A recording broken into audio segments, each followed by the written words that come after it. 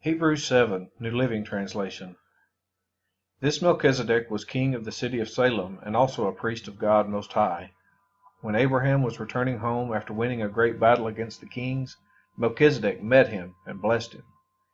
Then Abraham took a tenth of all he had captured in battle and gave it to Melchizedek. The name Melchizedek means king of justice, and king of Salem means king of peace.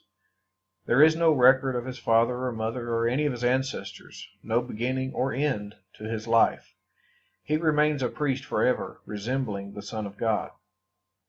Consider then how great this Melchizedek was.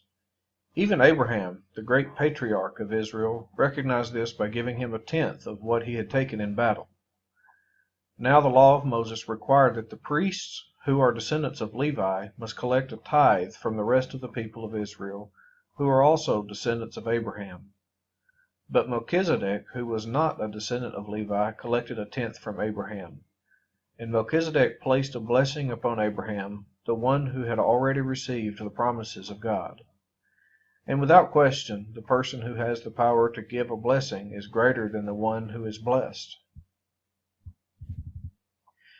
The priests who collect tithes are men who die, so Melchizedek is greater than they are, because we are told that he lives on.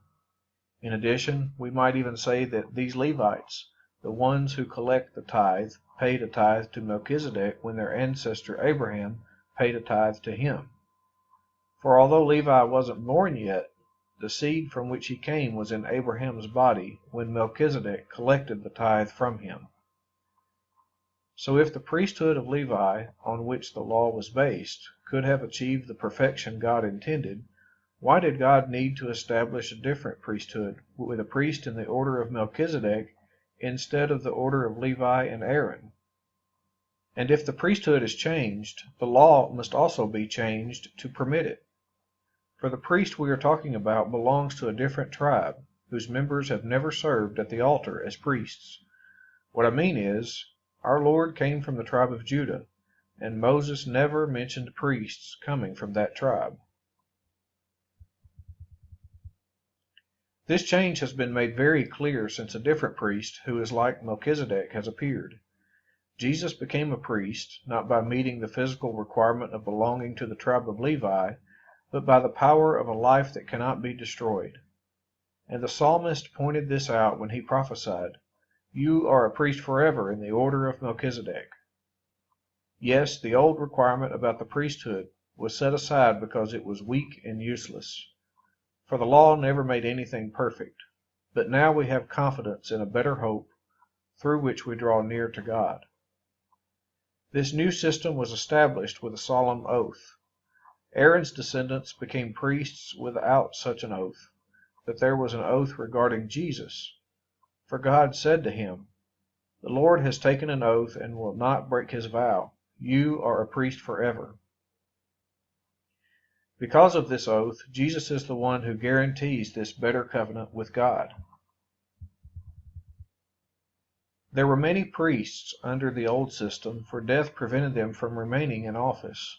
But because Jesus lives forever, his priesthood lasts forever. Therefore he is able, once and forever, to save those who come to God through him. He lives forever to intercede with God on their behalf. He is the kind of high priest we need because he is holy and blameless, unstained by sin. He has been set apart from sinners and has been given the highest place of honor in heaven. Unlike those other high priests, he does not need to offer sacrifices every day. They did this for their own sins first and then for the sins of the people. But Jesus did this once for all when he offered himself as the sacrifice for the people's sins. The law appointed high priests who were limited by human weakness. But after the law was given, God appointed his Son with an oath, and his Son has been made the perfect high priest forever.